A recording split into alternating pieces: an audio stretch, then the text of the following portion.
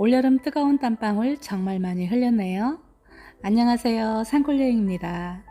이제는 조금만 기다리면 시원한 가을이 우리 곁에 성큼 다가와줄 것 같아요.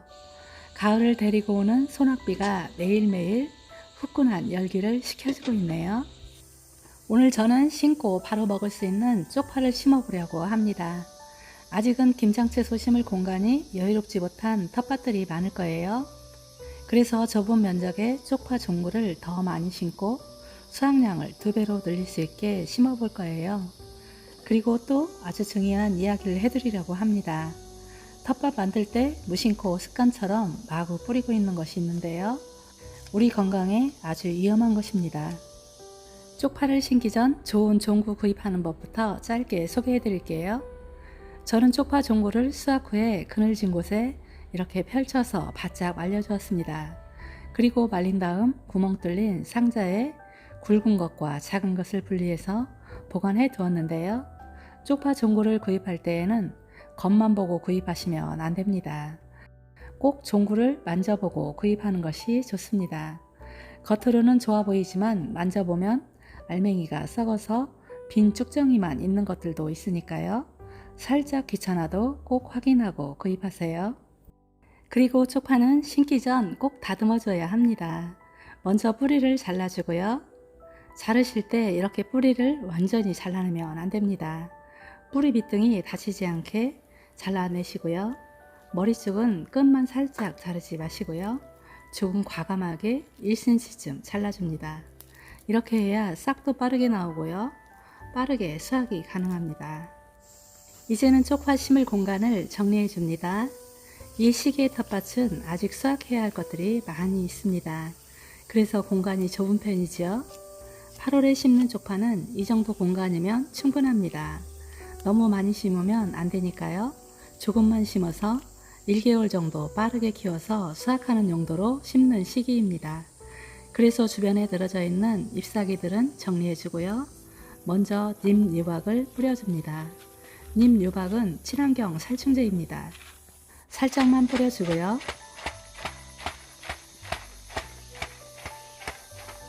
발효가 잘 된 퇴비를 뿌려줍니다.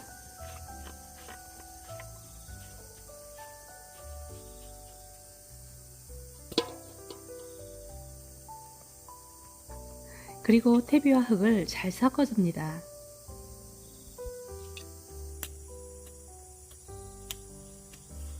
이제는 쪽파 심을 고랑을 파줄게요.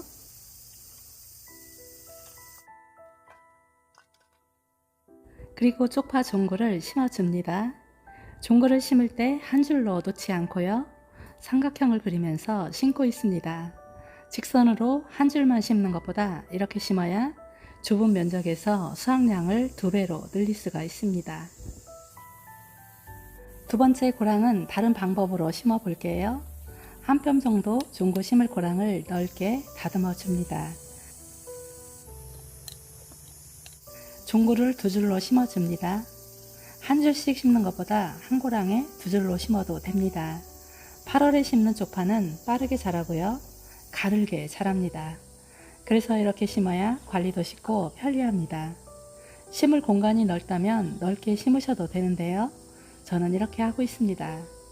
오늘 저는 딱 2가지만 뿌리고 쪽파를 심고 있습니다. 우리 텃밭 농부들은 이번 비가 그치면 많이 바빠질 것 같은데요. 그런데 8월에 심는 채소들은 아무거나 마구 뿌리면 큰일 납니다. 8월에 심는 채소들은 심고 바로 수확하는 품종들이 많습니다. 그런데 습관처럼 작물 심을 때마다 종합 선물 세트처럼 좋다는 모든 것을 토양에 뿌리고 또 뿌리고 반복하시는데요. 이런 방법은 채소를 심지 않는 것이 더 안전합니다. 8월에는 봄에 뿌린 양분들이 토양에 아직도 많이 남아 있습니다.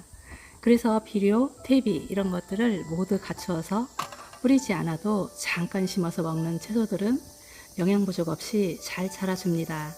그리고 오늘 말씀드리고 싶은 것이 있는데요. 제발 이것만은 절대로 하시면 안 됩니다. 이 제품 좀 한번 보실까요? 이건 토양 살충제입니다. 작물을 심기 전 이거 많이 사용하고 계셨을까요? 저는 채소밭에 토양 살충제는 뿌리지 않고 있습니다. 혹시 설명서를 읽어 보셨을까요? 저는 사용하지 않기 때문에 오늘 처음으로 자세히 읽어 보았는데요. 조금 놀라웠습니다. 여기 적혀 있는 내용들을 잠깐 보실까요? 글씨가 작으니까 제가 빨리 읽어 드릴게요. 1번, 약을 뿌릴 때에는 바람을 등지고 뿌리시되 마스크, 고무장갑, 방제복, 보안경 등을 착용하여야 하며 작업 후에는 입안을 물로 헹구고 손, 발, 얼굴 등을 비눗물로 깨끗이 씻으십시오. 2번, 이 농약은 추천량 이상 사용할 경우 잔류될 우려가 있으니 사용량을 반드시 지켜주십시오. 3. 사용 시기를 반드시 지켜주시고 작물 생육중에는 절대로 사용하지 마십시오. 4. 이 농약은 작물 재배지에 연간 1회 이상 사용하지 마십시오. 5번.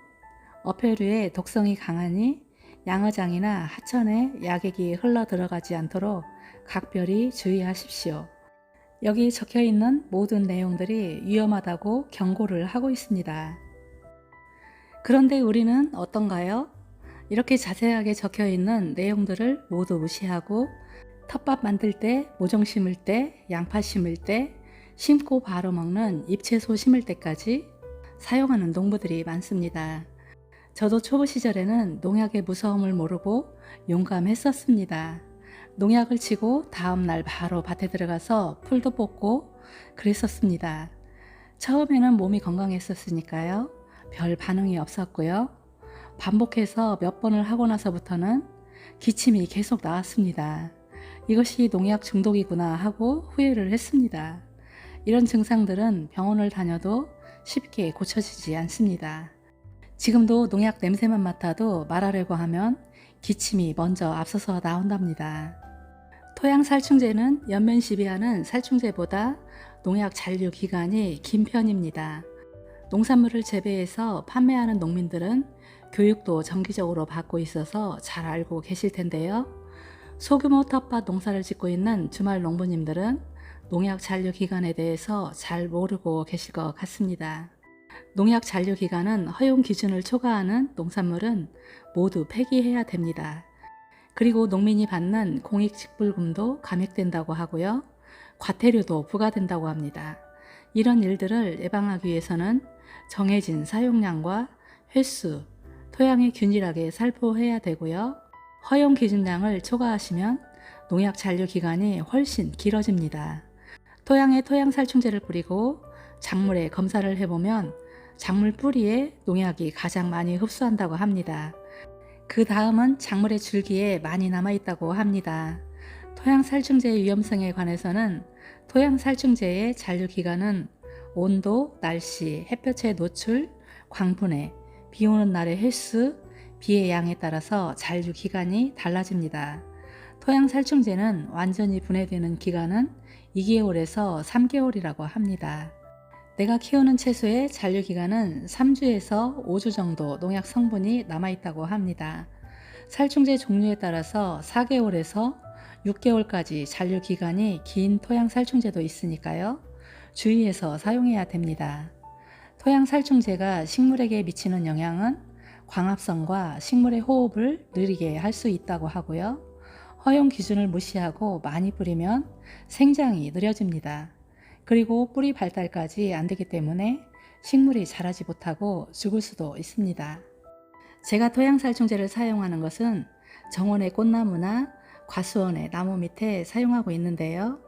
이렇게 큰 정원수도 많은 양을 사용하면 나무가 죽을 수도 있습니다. 토양살충제는 소량만 노출되어도 위험하다고 합니다.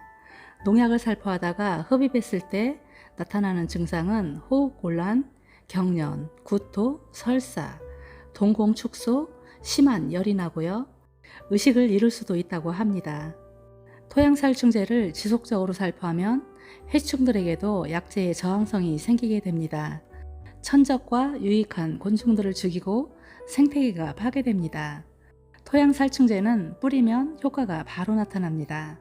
하지만 허용 기준을 무시하고 마구 뿌리면 우리의 건강과 환경에 위험한 일들이 발생됩니다.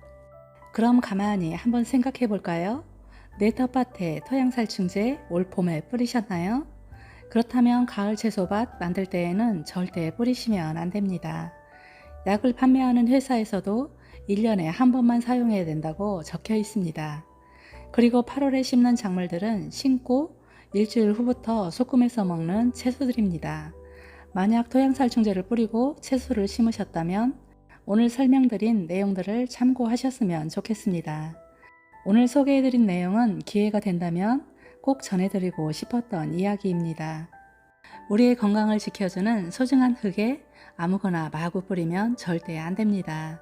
그것들이 우리 몸속으로 다시 모두 들어오니까요. 올가을 텃밭 만들기 너무 많은 것들을 뿌리지 마시고요. 꼭 필요한 것들만 적당히 뿌리시면 어떨까요? 오늘은 우리 건강을 위해서 반드시 지켜야 할 이야기를 해드렸는데요. 꼭 실천하실 거라 믿겠습니다. 오늘은 이만 마무리하겠습니다. 오늘도 행복한 시간 보내시고요. 감사합니다.